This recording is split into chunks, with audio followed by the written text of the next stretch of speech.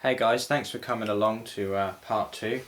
I'm going to kick off with talking about the magazines, basically the mags themselves, how they work and capacity. So I'll start with the Enfield. The Enfield has a detachable 10 round magazine. 10 rounds was the largest capacity of a bolt action rifle of the First and Second World War, to my knowledge. It basically removes, there is a little push, don't know what you call it, a little push tab in the trigger guard. Just push that and pop the back of the magazine out and it will just slide out. The mag holds 10 rounds. It can be changed and swapped. It can be loaded like that, but generally troops only carried one of them. It's very easy to strip down. You can pop the follower straight out of the magazine shell like that if you need to replace that. Now, one of the problems with these is if you do leave them loaded with 10 rounds, they're not going to last forever. They're not quite as strong as a construction, spring pressure wise, as the Mauser magazine, which we'll talk about next. However, it's very good that you can have 10 rounds. You can top it off with stripper clips. We'll talk about that in the ammunition segment. Put it back in the rifle, it's easy. Just sort of stick the front end in first and it'll click in through the back when it's in properly. Very simple. As for the Mauser magazine, it's not detachable, as in that it can be swapped. You can change magazines in a firefight. With the Enfield, that generally was not done anyway. With the Mauser, you can't actually do it, so it's just an internal magazine, just like most of the rifles were at the time. It's just a basic floor plate and spring, which is bent in one direction in the middle. And that just compresses the spring when you load the rounds into it, and it's constantly putting upwards pressure on the follower on the rounds, so pushing them up in line with the barrel, the chamber, when they're ready to be loaded. So as capacity wise, the Mauser only holds 5, which is only half that at the Enfield. Being that the Enfield has a faster bolt operation anyway and a large magazine, the Enfield definitely has an advantage in volume of fire, there's no doubt about that. The Mauser can still be fired very quickly, but the bolt is not quite as fast to operate and you're going to have to reload more often. Jumping on to the fun bit now, ammunition. Right, I'm going to talk about the ammunition which is used by both rifles. I'll just lay that in front of you. Right, the Enfield was typically fed using 2 stripper clips, but for the demonstration, well, I'll just put all 3 out. Right, the ammunition, well, so as I say, both rifles are stripper clip fed, obviously. The Lee-Enfield stripper clips are slightly different in design to the Mauser ones. The Enfield fires a 303 rimmed round. This is a 7.7 by 56 millimeter. Now this is a Mark 8 round, I think, which is not actually particularly designed for the Enfield. It was actually designed to give greater range to the Vickers machine gun. But the actual round the Enfield was designed to fire the No4 was not what was known as the Mark 7 round. Now the Mark 7 was a 174 grain round. It had a copper jacketed bullet, just like this one. The only thing is it wasn't technically like a fully lead core. The forward third segment, or the nose, was actually aluminium, so it was slightly softer. Upon impacting human tissue, it would yaw pretty violently at closer ranges, and it would cause a lot more damage than a bullet that was heavy and would just go right through a target, which is generally what the Mauser round, the 8mm round, would do at close range when it has a high muzzle velocity at short ranges. This round itself, when it leaves the Lee-Enfield, generally travelling feet per second of about 2,440, somewhere around there. So it's it's kind of a mid 2,000 muzzle velocity. The 30-06 is about 2,800 feet per second, and the 8mm Mauser was around 2,500 feet a second. This round was designed to be more of a reliable cartridge rather than a powerful one. The 8mm is a more powerful cartridge. It's loaded hotter, and the case is not much different in length, but the bullet is a little bit larger and it's also heavier. The round in the 8mm Mauser, or the 7.92 by 57 cartridge, I'll put the 2 rounds together so you can see what they look like head to head. Both rifles have the large primer type. These are obviously dummy rounds because they don't have an FAC. So they're both copper jacketed. The 8mm Mausers typically had a velocity of 2,500 feet a second. That was kind of the average for the round at the time. And the bullet was about 198 grain, 198.5 grain they often said, so it's slightly heavier than the typical 174 grain Mark 7 round used in the 303 British. It had slightly longer range, more hitting power at ranges. Obviously both of these rounds will knock you flat on your ass at 500 meters anyway. That was considered the maximum effective range with iron sights. Both will hit a man-sized target out to 1,000 yards with optics or with iron sights if you're extra good. The 8mm Mauser round, this actually replaced the M/88 round nose bullet, which the Germans were using in their Gewehr 98. That was up till 1905. This was known as a Spitzer cartridge, meaning that it's pointed and is not the 303 is the same. They're both Spitzer rounds in that they're not round nosed, so they have better gyroscopical stability in the air, and you can get a higher muzzle velocity because of the more aerodynamic shape. Both these rounds are relatively heavy compared to what's currently used, say in the 5.56, so they do have slightly more drop and slightly lower muzzle velocity, but then again a lot more kinetic energy on target. Both of these rounds will penetrate well at close ranges, much better than say a 5.56 of the modern era would. I don't really know, I'll keep mentioning the 5.56, but yeah, that's just kind of the standard round they use now, so I thought I'd compare different time zones. But both these rounds served in they were chambered, most of the weapons on both sides were chambered in. The Vickers machine gun and the Bren and the Lewis gun were also chambered in 303. And the FG42, MG34 and MG42 machine guns were also chambered for the 8mm Mauser, meaning that it had reduced logistical problems. So you could just you could take rounds out of a Mauser stripper clip like this, and then you could just place them in an MG34, MG42 belt. Both machine guns use the same belts, and yeah, you could go ahead from there. The British, like I mentioned earlier, did have a slightly different round for their Vickers machine guns. They designed a round which they introduced into service called the Mark 8, which was a boat tail design, and it was just a tad tiny bit heavier, not very much, 175 grains, and that was designed to give better range to the Vickers machine gun. Although it's not the best cartridge, the Mark 8 was not the best round to use in the Lee-Enfield because it was a boat tail design. There were certain effects it had on the rifling which increased bore erosion, so that was a problem. Although it was stated at the time that the Mark 8 was capable of being used in all the 303 small arms, although later on they found that it wasn't the best cartridge to use. So the Mark 7, although this round actually is a Mark 8, I found out because they were sent to me, and some of them have the head stamps for Mark 8Z, which was made in, I believe, by a Privy Partisan. These rounds were used pretty much everywhere at the time. They're very popular rounds of 303. Back in the early 1900s, they were just turning these out in the masses. Same with the 8mm Mauser, really. I'll talk a tad bit about the stripper clips now, and I'll also talk about loading the rifles. So now we've talked a tiny bit about the ammunition and familiarised anyone which isn't terribly sure about that. I'll talk about the Mauser first. The Mauser has a typical kind of clip fed sort of setup. You have a stripper clip guide and the little cutout in the receiver here. Part of the receiver on the side, you can probably see it better if I open the bolt, is cut out here so you can place a thumb down into the receiver, so it makes it easier to actually thumb the rounds down. Not going to do it because it's a pain in the arse to get them all out again, but the stripper clip of the Mauser, I've actually got an empty one lying over here. I'll be quicker to show you that. It's basically a piece of steel which has another little spring inside there which puts pressure on the rounds to stop them sliding out. When you place the stripper clip in the guide, it will go in either way because these aren't rimmed rounds. There's a difference. They're just kind of the regular centerfire looking things. Once I get this one back in the clip, so it's quite a stiff fella. Just basically put that in the guide. You can also just sort of slide it in. It doesn't have to be precisely placed in there. A lot of people think, from what I've read, they seem to think it must be really difficult in combat because you have to perfectly line that up, but you don't. It's a piece of cake, see, you don't actually have to perfectly line it up, but it goes in there relatively easily. Once done that, you just put your thumb on the back of the rounds and push down.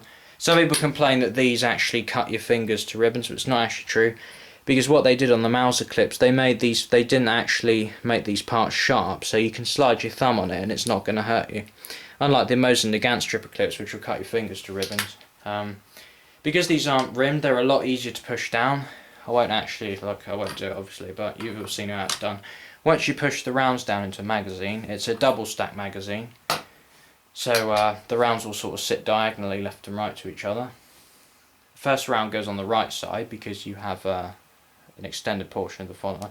Once you push the rounds down into the magazine, the empty clip will look like this.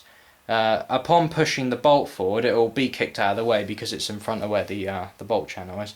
If you want more details on the loading, then check out my 2-part series on the Mauser 98k, because there's more details listed. When you push the bolt forward, or normally when you push it, it just knocks it out like that, and then the bolt will slide forward and chamber the first round. Pretty straightforward. The Lee-Enfield stripper clip design is slightly different in that because they're rimmed rounds, they have little cutouts in the rear, so you can observe that the rims are going to the 1 over 1 under method, which is what's typically used. There's also a method where you can have it like the Mauser Nagant clips, where I'll just show you that now. You can basically place them just 1 over like that. To give you a demonstration on loading the stripper clips, I'll do it with the Enfield because it's a lot easier to get them out than the Mauser because of the detachable magazine. So both the rifles are loaded pretty much identically, in that the way the bolt is simply retracted all the way. You place the rounds, normally when it's in this fashion, you can, you can place them either way in the rifle because they're the same both the way up. In this fashion, which is not commonly done, it's same to the curve of the magazine, that sort of angle, so that's how you know which way to put it in.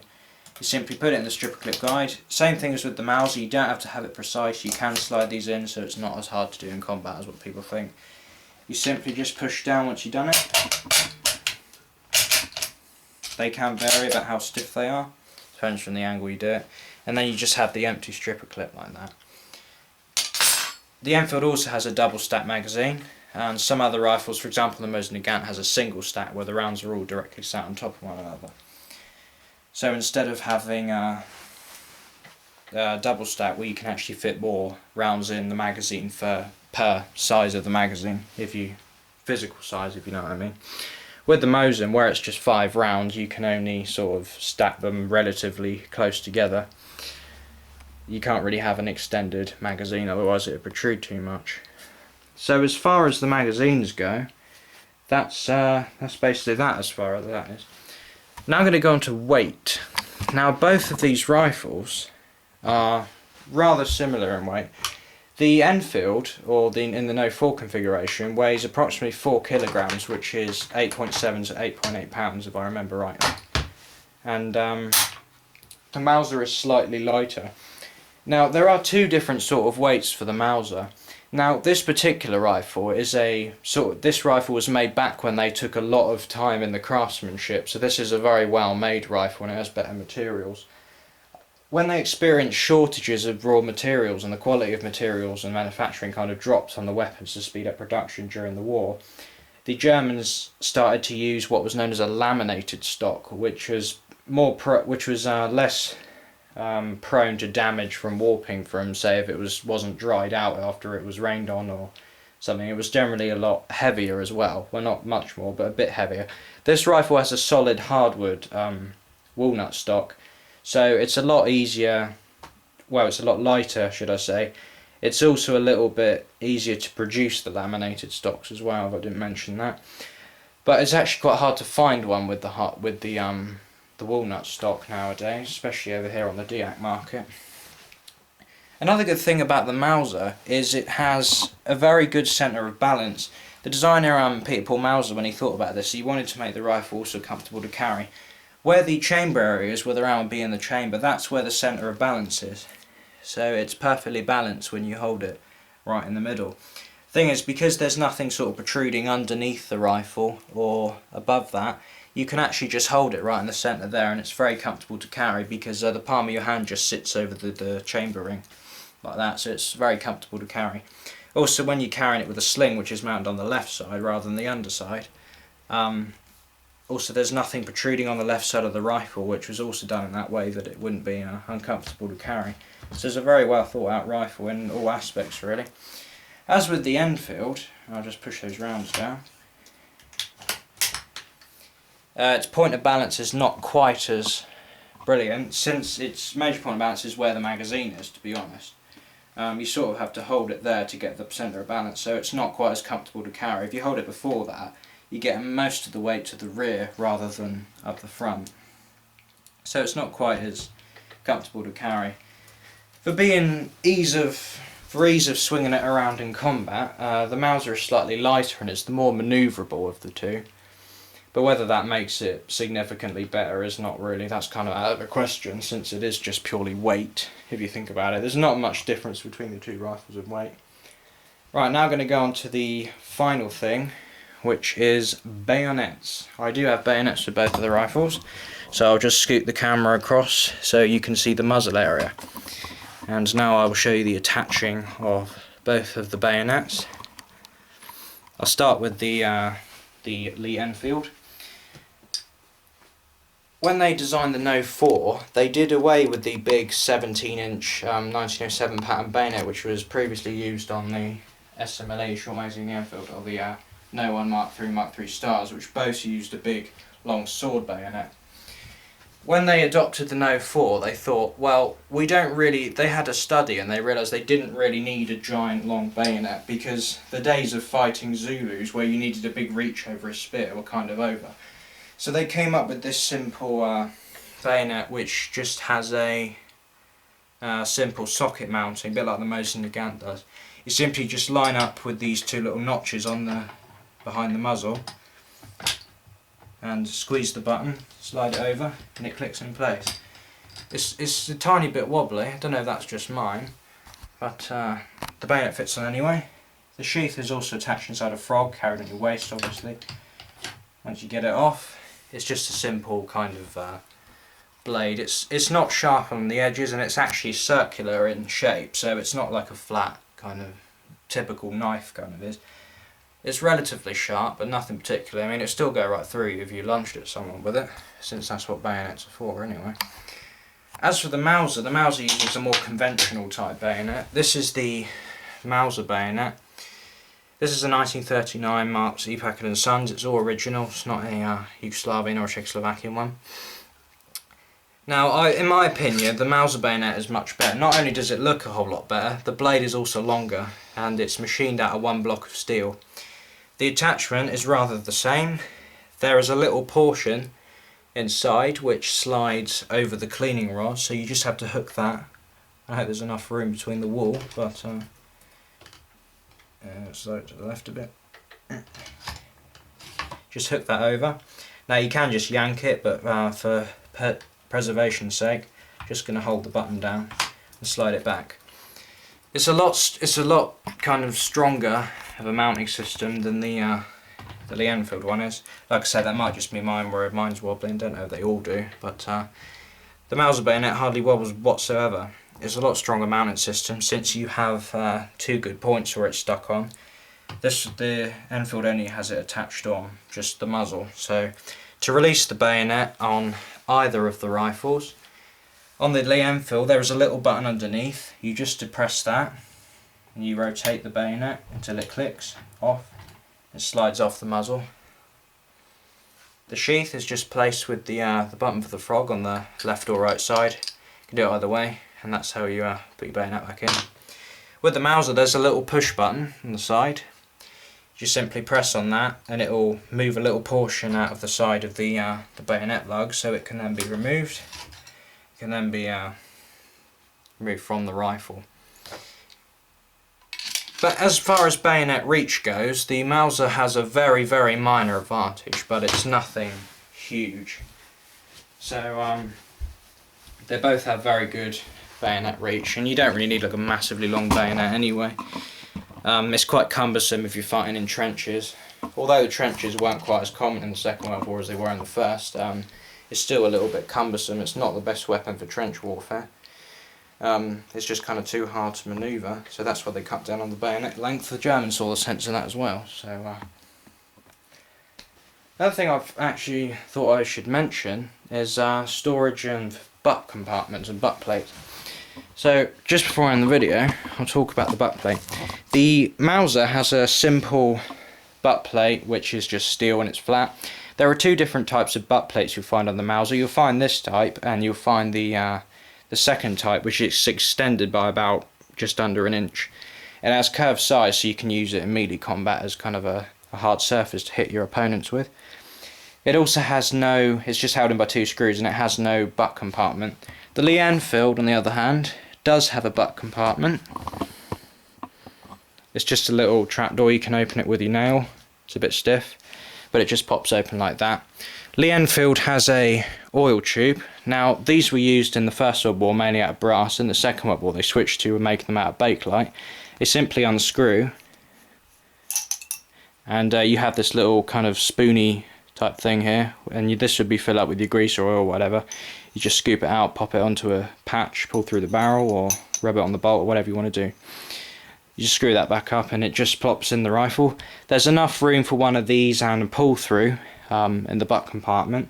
The actual butt compartment goes right up to where the semi-pistol grip part is. So you just simply push that in like that, close the door, and there you go. So that'd be the end of the video now. I thank you very much for watching. It's been a long one. I hope you found it interesting and helpful.